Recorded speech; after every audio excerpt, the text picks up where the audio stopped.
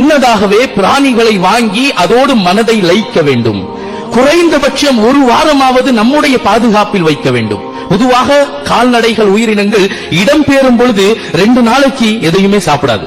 இவர் கொண்டு வந்து வைக்கிற ஒரு நாள் அது எதுவும் சாப்பிடுவதில்லை, குடிப்பதில்லை, பசியோடு வயிற்று பட்டினியோடு அப்படியே அறுக்கப்படுகிறது.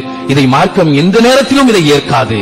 மனதை லயிக்க வேண்டும். குர்பானி பிராணியின் மீது மிக முக்கியமாக பரிவாக அதை முறையாக தன் கரத்தால் உணவை ஊட்டி அதை பலப்படுத்துங்கள் என்று சொன்னார்கள் ரசூலுல்லாஹி ஸல்லல்லாஹு அலைஹி வஸல்லம் அவர்கள். சடங்காக செய்யாதீர்கள், இபாதத் என்று நினைத்து செய்யுங்கள். முறையாக அதோடு மனதை லயிக்க வேண்டும்.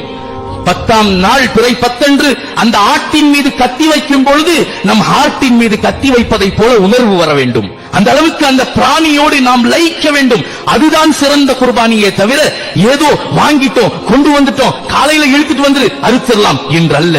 மார்க்கம் சொல்லும் இபாதத்துகளை முறையாக செய்தால் மட்டுமே நாம் சொன்ன இத்துணை லாபங்களையும் அடைய முடியுமே ஒழிய சடங்குகளாக அன்னைக்கு அறுத்துட்டா போதும். சிலர் கூட்டு குர்பானியில் சேர்பவர்கள் சென்று தன்னுடைய பிராணியை பார்ப்பது கூட கிடையாது. அன்றைய தினம் அந்த பிராணியை அறுக்கும் நாள் கூட வந்து நிற்பது கிடையாது. மார்க்கம் உன்னிடம் இது போன்ற குர்பானி எதிர்பார்க்கல. இப்படி குர்பானி கொடுப்பதாக இருந்தால் அது வேண்டாம்.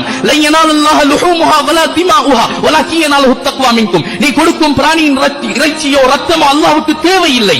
உன்னுடைய உள்ளத்தில் இருக்கும் இறையச்சம், நீ எந்த அளவிற்கு மனதார மனமுகந்து இன்முகத்தோடு அந்த இபாதத்தை நிறைவேற்றுகிறாய், அந்த எண்ணத்தை தான் அல்லாஹ் பார்க்கிறான். பலர் கூட்டு குர்பானியில் பணம் கொடுத்தாச்சு, அங்கு புல்கட்டு போடுறதுக்கு சம்பளம் கொடுத்தாச்சு, எப்படியோ அழுத்து முடிந்து இறைச்சி கிடைத்தால் சரி, சமயங்களில் அதுவும் வேண்டாம், சடங்குகளாகிவிட்டது.